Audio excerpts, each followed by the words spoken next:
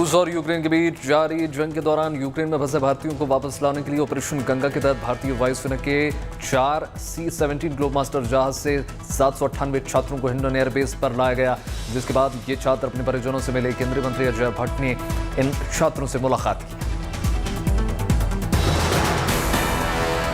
प्रधानमंत्री नरेंद्र मोदी ने एक बार फिर से रूसी राष्ट्रपति व्लादिमीर पुतिन से बातचीत की है। दोनों देशों की बातचीत में भारतीयों को सुरक्षित वापस निकालने के मुद्दे पर गंभीर मंथन हुआ। इस बातचीत में रूस ने भारत को मदद का भरोसा जताया।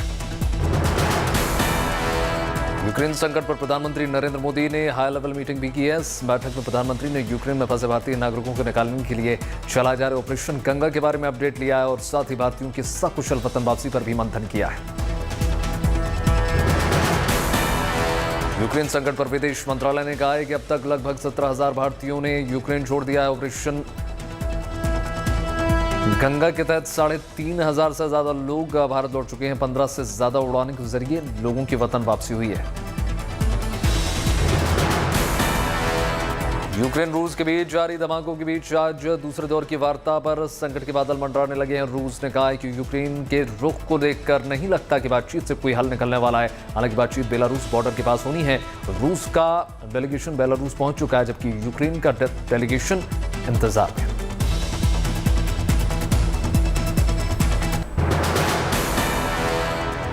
रूस और यूक्रेन के बीच जारी जंग और तेज हो चुकी है। अभी तक रूस की पर अपना कब्जा तो नहीं जमा पाया, लेकिन उसके हमले और सैन्य कार्रवाई और ज्यादा घातक होती चली जा रही है। यूक्रेन के रक्षा मंत्रालय के पास बड़ा धमाका हुआ है। बताया गया है कि रूसी सेना ने मिसाइल स्ट्राइक के जरिए हमला किया है।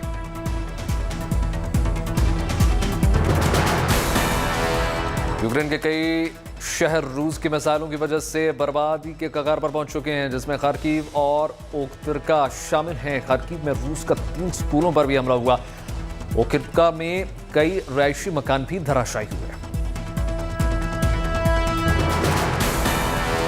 संयुक्त राष्ट्र शरणार्थी एजेंसी का कहना है कि रूस के आक्रमण के बाद से एक हफ्ता के भीतर कम से कम 10 लाख लोगों ने यूक्रेन से पलायन कर दिया है और पड़ोसी देशों में शरण ले रखी है। 2020 के आंकड़ों के मुताबिक यूक्रेन की जनसंख्या 4 करोड़ 40 लाख थी।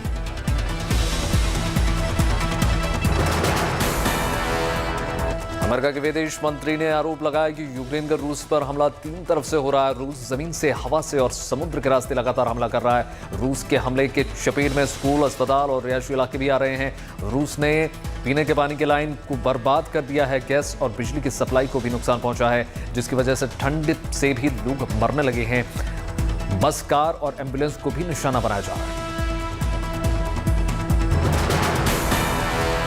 रूस यूक्रेन युद्ध के बीच जर्मनी ने रूस के अरबपति एलिशर की $600 मिलियन कीमत का निजी पानी के जहाज को जब्त कर लिया है। उस्मानोव यूरोपियन यूनियन की उस लिस्ट में शामिल हैं जो प्रतिबंधों का सामना कर रहे हैं।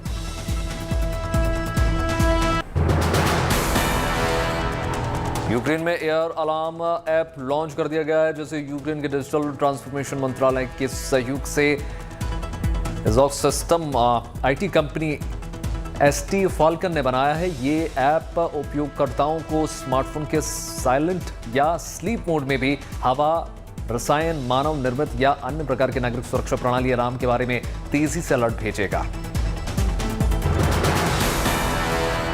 खमेलनित्स्की क्षेत्रीय राज्य प्रशासन की एक टीम युद्ध में फंसे लोगों को बचाने में मददगार लगातार साबित हो रही है। बचाव दल से 200 लोगों का रेस्क्यू भी किया गया। ये लोग बर्बादी के बीच इमारतों के मलबे के नीचे 2 दिनों से अधिक समय से बेसमेंट और तहखानों में रह रहे थे। बचाव दल का कहना है कि वो पश्चिमी देशों के संपर्क में हैं, जो उन्हें कई तरह से मदद कर रहे हैं। बचाव दल पीड़ितों के पास खाना, पानी और दवाइयां पहुंचा रहे हैं। अगर किसी को भी कोई आवश्यक जरूरत होती है तो बचाव दल उनकी मदद करता है।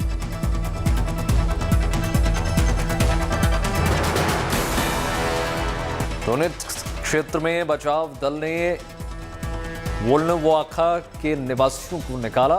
यहां फंसे लोग चौथे दिन से ही रूसी गोलाबारी का शिकार हो रहे थे। भयानक हालत में महिलाएं, बच्चे और बुजुर्गों की हालत बेहद खराब हो रही है और पूरा शहर तबाही के कगार पर है। अभी तक डोनेट्स्क क्षेत्र के बचाव दल ने शहर के स्वयंसेवकों के साथ मिलकर लगभग 400 लोगों को निकाला है, जिनमें से अधिकांश बच्चे हैं।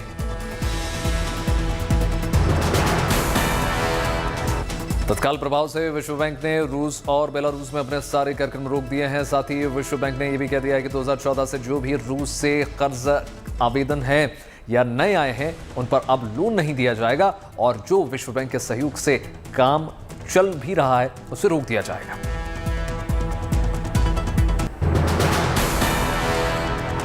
यूरोपियन यूनियन ने रूस पर दूसरी बड़ी आर्थिक स्ट्राइक की है। यूए ने और 7 रूसी बैंकों पर प्रतिबंध लगा दिया है और तत्काल कार्रवाई करने का निर्देश दे दिया है। स्विफ्ट ने भी बैंकों को ब्लैक लिस्ट कर दिया है। रूस के 4 बड़े बैंक पर जापान में भी एक्शन होगा और उनकी संपत्ति जब्त की जाएगी।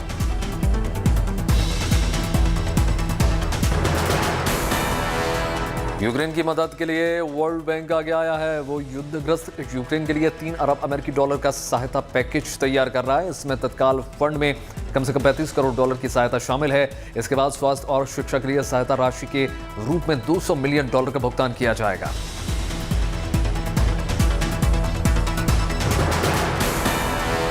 रूस के खिलाफ एकजुट गूगल, मेटा, एप्पल जैसी कई टेक कंपनियां हरकत में आ गई हैं। गूगल और मेटा ने रूस की संचालित मीडिया को अपने प्लेटफॉर्म पर विज्ञापन बेचने से इनकार कर दिया है। इससे पहले एप्पल ने अपने उत्पादों की बिक्री पर रोक लगा दिया।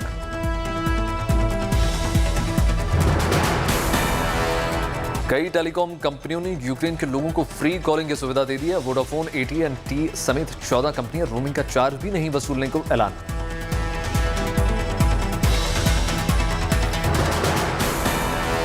कच्चे तेल की बढ़ती कीमतों को काबू करने के लिए इंटरनेशनल एनर्जी एजेंसी के 31 देश अतिरिक्त स्टॉक जारी करेंगे।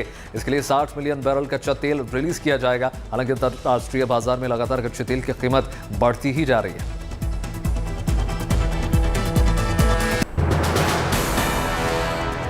रूसी सैनिक यूक्रेन के शहर खेरसन शहर में घुस चुके हैं और उन्होंने कई महत्वपूर्ण इलाकों में अपनी पैठ बना ली है। खेरसन के मेयर ने भी इस बात की पुष्टि की है और कहा है कि रूसी सेना को 8 दिन की लंबी लड़ाई के बाद ये बड़ी सफलता मिल गई है।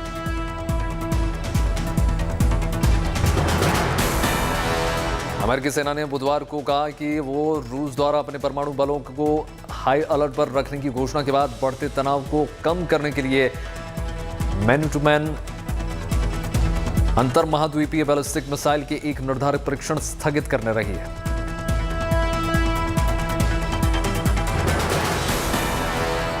यूक्रेन में चल रहे युद्ध की वजह से जापान ने यूरोप जाने वाली सारी फ्लाइट्स को कैंसिल कर दिया। जापान से यूरोप जाने वाली फ्लाइट्स रूसी एयर स्पेस का उपयोग करती थी, लेकिन रूस के आक्रमण की वजह से वो ऐसे वक्त में रूस के एयर स्पेस का उपयोग नहीं करना चाहते। खुफिया रिपोर्ट के हवाले से खबर है कि जब रूस ने यूक्रेन पर हमले की शुरुआत की थी तो उससे पहले चीन ने रूस से आग्रह किया था कि वो शीतकालीन ओलंपिक खेलों की समाप्ति से पहले ये आक्रमण न करे, लेकिन पुतिन ने उसकी बातों को तवज्जो नहीं दी। हालांकि चीन इस खबर का खंडन किया।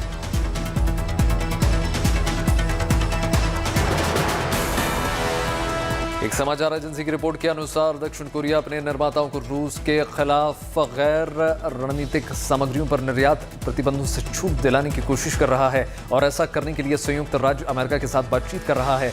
एजेंसी के अनुसार दक्षिण कोरियाई वाणिज्य मंत्री यो हान गू संयुक्त राज्य अमेरिका का दौरा कर रहे हैं और उन्होंने इस मुद्दे पर अमेरिकी पक्ष के साथ जल्द से जल्द समझौता करने का वादा किया है।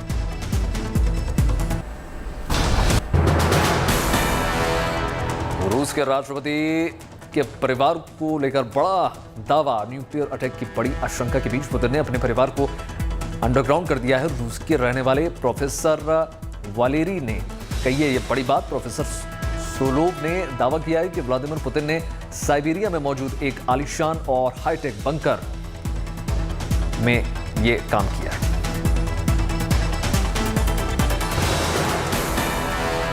यूक्रेन के राष्ट्रपति ज़ेलेंस्की ने कहा है कि यूक्रेन को कोई जीत नहीं सकता। उन्होंने कहा कि रूस चाहे जितना भी जोर लगा ले उसे सफलता नहीं मिलेगी।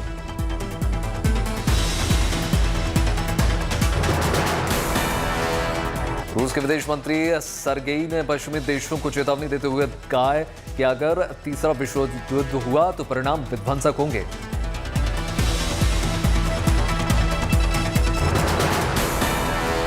रूस रूसी मीडिया स्पुतनिक का बड़ा बयान ट्वीट करके कहा गया है कि रूस चाहता है कि शांति हो, लेकिन यूक्रेन की आड़ में अमेरिका समय खराब कर रहा है। अगर अमेरिका दखल देना बंद कर दे तो युद्ध खत्म हो जाएगा। यूक्रेन में रूसी हमले के बाद यूरोपियन यूनियन ने बेलारूस पर भी कई पाबंदियों का ऐलान कर दिया है। इसके अलावा यूरोपियन यूनियन ने बेलारूस के 22 नागरिकों पर भी पाबंदी लगा दी है।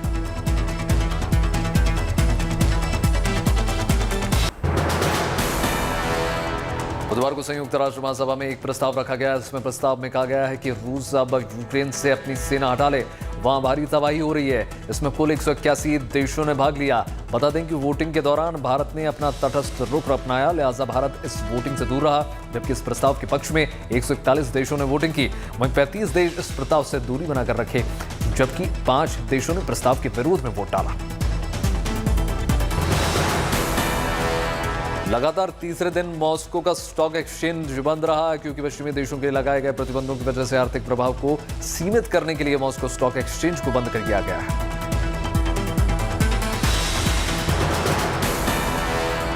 अमेज़न के सीईओ ने कहा है कि कंपनी यूक्रेन के जरूरतमंदों को सामान पहुंचाने के लिए अपनी रसद क्षमताओं का उपयोग कर रही है। इसके अलावा अमेज़न यूक्रेन के लिए मानवीय सहायता के रूप में $10 मिलियन भी देगा।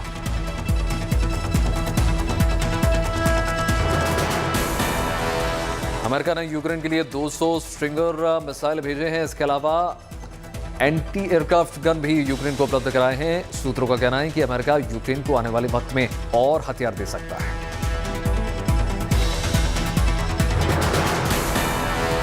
4 और 5 मार्च 2 दिन दौरे पर प्रधानमंत्री नरेंद्र मोदी वाराणसी में रहेंगे। 4 मार्च को प्रधानमंत्री मोदी पूर्वांचल के रण से पहले काशी में रोड शो करने जा रहे हैं। ये रोड शो मलदैया से विश्वनाथ मंदिर तक होगा। इसके बाद 5 मार्च को सेवापुरी विधानसभा में जनसभा को संबोधित करेंगे, जिसमें वाराणसी के 8 विधानसभा के प्रत्याशी शामिल होंगे। सूत्रों के अनुसार प्रधानमंत्री के रोड शो के रूट को बढ़ाया जा सकता है, जिससे और ज्यादा क्षेत्र कवर हो सके।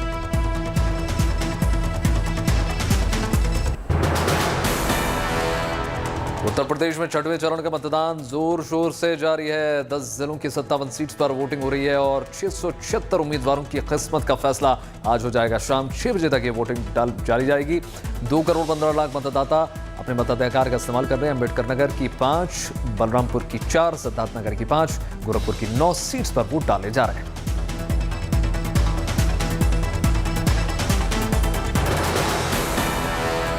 सुबह सुबह मुख्यमंत्री योगी आदित्यनाथ ने गोरखपुर में वोट डाला। गोरखपुर शहर से ही मुख्यमंत्री योगी चुनाव लड़ रहे हैं और ऐसा पहली बार हो रहा है जब वो विधानसभा चुनाव लड़ रहे हैं। बीजेपी छोड़कर सपा में आए स्वामी प्रसाद मौर्य की किस्मत भी ईवीएम में आज कैद हो जाएगी। कुशीनगर की फजल नगर सीट से स्वामी प्रसाद मौर्य चुनाव लड़ रहे हैं।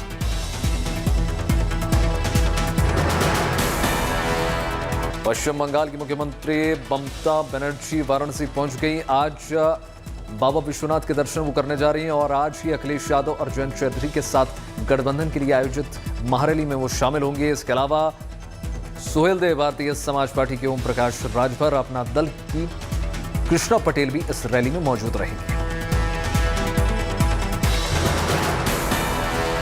समाजवादी पार्टी के अध्यक्ष अखिलेश यादव आज धुआंधार तरीके से प्रचार करने वाले हैं। वाराणसी और जौनपुर में जनसभा को संबोधित करने जा रहे हैं। उत्तर प्रदेश चुनाव में दूसरी बार मंच पर मुलायम सिंह यादव भी नजर आने वाले हैं। वो जौनपुर में रैली करेंगे। सातवें चरण के लिए कांग्रेस ने पूरी ताकत लगा रखी है। वाराणसी, चंदौली और सोनभद्र में प्रियंका गांधी वाड्रा आज मोर्चा संभालेंगे, तो बीजेपी की कद्दावर नेता और केंद्रीय मंत्री स्मृति ईरानी वाराणसी के दौरे पर रहेंगी। बीजेपी के लिए वो प्रचार करेंगी।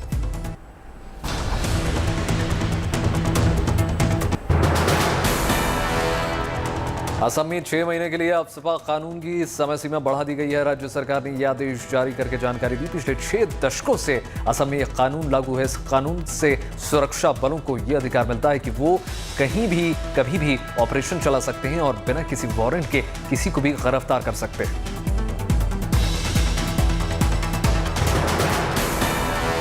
तीन सालों के बाद एक बार फिर दार्जिलिंग का मशहूर टॉय ट्रेन का परिचालन शुरू हो गया है। न्यू जलपाईगुड़ी से तिनधरिया तक चलने वाली इस ट्रेन में सभी बोगियां वातानुकूलित हैं।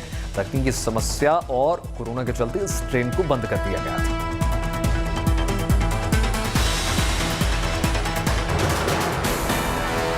अमेजॉन ने अपने भारतीय पार्टनर फ्यूचर रिटेल के खिलाफ क्रिमिनल केस कर सकता है। दरअसल अमेजॉन नहीं चाहता कि वो फ्यूचर रिटेल पर अपने स्टोर को रिलायंस को बेचे। 1 साल से ज्यादा समय से अमेजॉन और फ्यूचर ग्रुप के बीच केस चल रहा है, जिसकी वजह से फ्यूचर की रिलायंस इंडस्ट्री के साथ डील रुकी हुई है।